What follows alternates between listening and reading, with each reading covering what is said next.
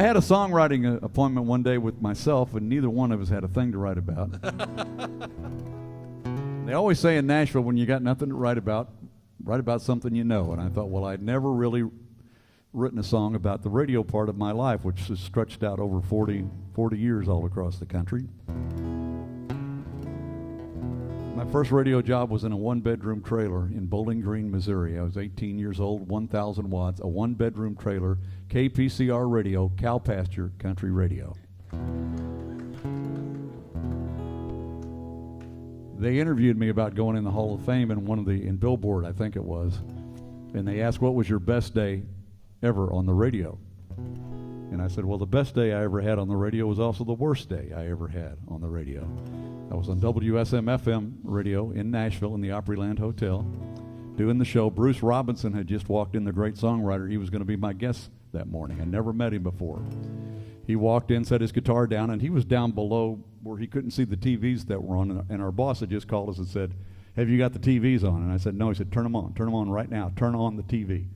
So we turned on the TV and we watched, trying to figure out what we were seeing about the time the second plane hit the second tower. And I remember saying live on the air that morning, we're at war. You know, the gravity had really hit me. And they decided to leave our morning show on all day, and we were the only local show that did that all day long. I was on from about 5 in the morning until about 7 o'clock that night, taking phone calls and hearing people cry on the phone and trying to comfort them and trying to report the news and figure out what the heck was going on. So I'm telling you that because that's included in this little song here I'm gonna play for you. It's the most personal song I've ever written, and every bit of it's true. Most of it's true.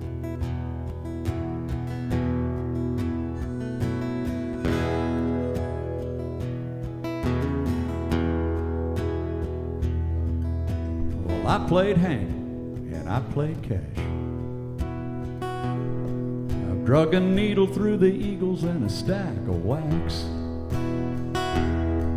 And I'm the butt end of that tired old joke.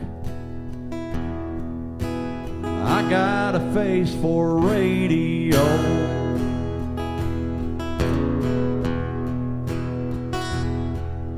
Obituaries and birthdays, well, I've read them both. They cut both ways. And I pimp used cars at sales remotes. Yeah, I got a face for radio, just a voice that some folks like, hiding behind an on-air light.